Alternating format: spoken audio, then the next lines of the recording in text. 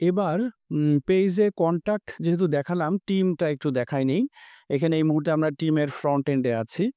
So এখানে আমাদেরকে ৩ টা ফিল্ড যুক্ত করতে হবে। একটা ছবি, একটা নাম এবং তার ডেজিগনেশন। সো একটু অ্যাডমিনে চলে যাই।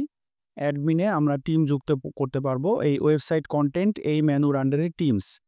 সো এটাতে যদি ক্লিক করি, অলরেডি যে ৩ জন আছেন তাদের নাম এবং ডিটেইলসটা আমরা দেখতে পাচ্ছি। নতুন কোনো টিম মেম্বারকে যুক্ত করতে হলে নিউ এই বাটনে আমরা ক্লিক করব। দেন নাম দিয়ে দিব। লেটস সে এটা নাম দিলাম আকবর কবির। দেন আ ওয়েব ডিজাইনার।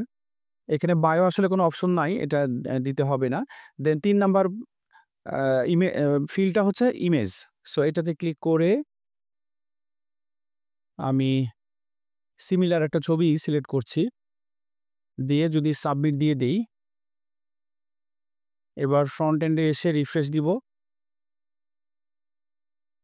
এই যে দেখতে পাচ্ছি নিচে আকবর কবির নামে আ টিম মেম্বার যুক্ত হলেন। আর যদি পুরনো ডিলিট করতে হয়, ভেরি ইজি। এখানে যাকে ডিলিট করতে চাচ্ছি 3 ডটে এসে ক্লিক করব। দেন ডিলিট। কনফার্মেশন চাইবে, সাবমিট দিলে এটা ডিলিট হয়ে গেছে। এখানেও আমরা দেখতে পাচ্ছি অলরেডি ৩ জন। এখানে এসে যদি রিফ্রেশ দেই তাহলে ৩ জন হয়ে গেল। এভাবে আমরা টিম মেম্বার আ যুক্ত করতে পারবো।